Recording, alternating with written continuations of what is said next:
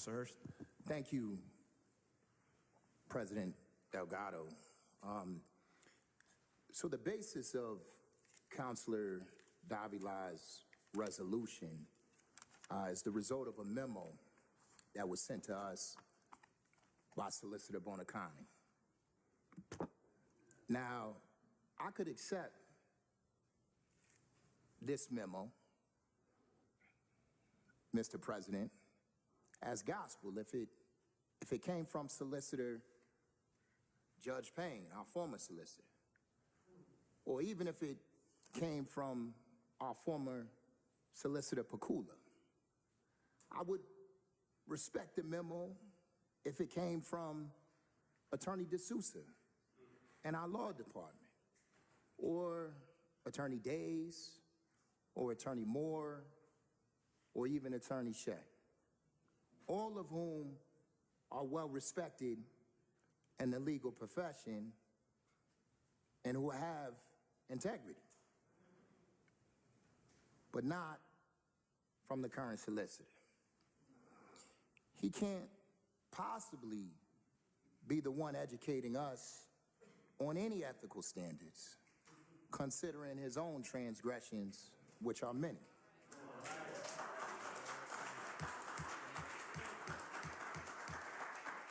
I'd like to remind folks, excuse me, Councilor Hurst, I appreciate everybody's enthusiasm, but I want to make sure we give Councilor Hurst, he has the right to speak right now, so if you could please hold. Thank you.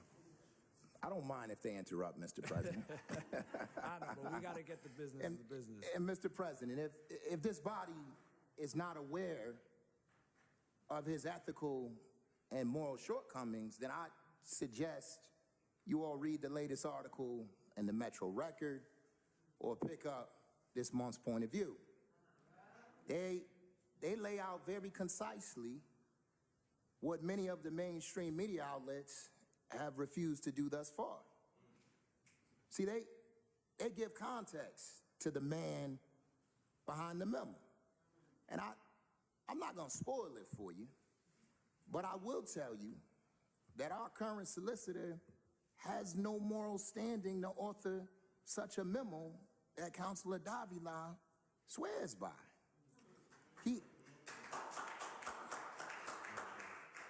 He has no ethical standing to author such a memo. In fact, he shouldn't even be barred to practice law, never mind serve as your solicitor. His political appointment by Mayor Sarno made our city and our law department the laughingstock to all who practice law in Western Mass and beyond. And in spite of all of that, the very idea that your solicitor and Councilor Davila think that I'm going to give any credence to the same memo that the solicitor sent directly to the news media and to the Ethics Commission before he sent it to the councilor who requested it as the basis to indict our president with a vote of no confidence before the Board of Ethics has even made a ruling is crazy. And if I'm the Board of Ethics, I wouldn't even accept this memo coming from this solicitor. Anyone else in the law department, sure, but not from him. But Mr. President, I'll tell you who I'm even more disappointed in outside of the solicitor. Councilor Fan. Okay. He had the audacity to sign his name to this order to issue a vote of no confidence in our president. Yet, on February 8th, 2021, he came before us to discontinue Armory Street between Atwater Road and Weaver Road.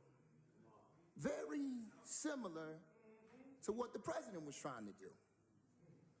At that meeting, he never disclosed he had a financial interest in the discontinuance. And for all my investigative journalists out there, and I know there probably are many, or maybe not, I'm gonna make it easy for you. At the 2-hour and 43-minute mark of the meeting, Councilor Fenton recuses himself, but never discloses his financial interest in the discontinuance. He also never filed a conflict of interest disclosure with the clerk's office. And according to Gladys, no counselor filed any disclosures with the clerk's office in 2020 or in 2021, same time in which Councilor Fenton came before the city council.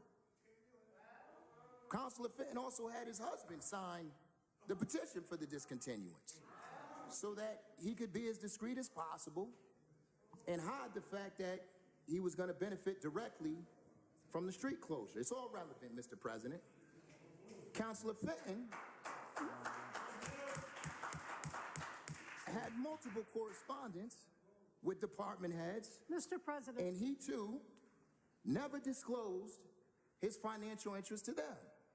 Right. Yet when it came to Councilor Fenton, the end result was drastically different, Mr. President. See, the department heads never reached out to the law department to say he was placing an undue influence on the departments to advance the Armory Street discontinuance. And in fact, quite the opposite occurred. Chris Signoli and the Department of Public Works were willing to jump through hoops for Councilor Fenton. They were willing to expend time and city resources to negotiate easements for Councilor Fenton so that he and his neighbors could take over a public street and didn't have to spend a dime in return. Never once did they breathe a word to the law department about Hurst, them being under any undue influence. Councilor Hurst, if I could get you Hold on, I'm gonna finish. Don't worry, I'm not gonna speak again on this. I promise you that. I'm gonna use my 10 minutes right now. Never once did they breathe a word on the law department about them being under any undue influence. Councilor Fenton is an attorney, which means he, more than anyone else, should know what the conflict of interest law requires. He served on the council for many years prior to 2021. He has served as president longer than any other councilor. And he has taken the conflict of interest exam required by the state every year. But what he doesn't do is file a conflict disclosure and fails to disclose that he has a financial interest, and no one says a word. There's no investigation. There's no memo drafted of the violations, no memo sent to the Board of Ethics, no media scrutiny, no votes of no confidence, nothing.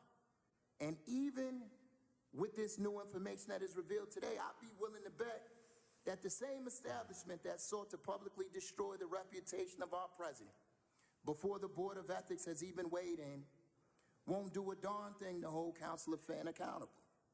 And Councilor Davila, we all know that you won't hold Councilor Fenton to the same standard that you're doing our president. I know we won't see a vote of no confidence. Councilor Hurst, I'm going to cut you off. There's an obvious double standard, Mr. President. I understand Councilor Fenton is part of the system, this meeting part of the intended power to go structure that is so afraid to see their power slipping away, which means that he gets held to a different standard, one much lower than the one our president is held to. To the rest of my colleagues on the council, you can either choose to be on the right side of history today, or you can join Councilor Fenton, Edwards, and Davila, who are on the wrong side.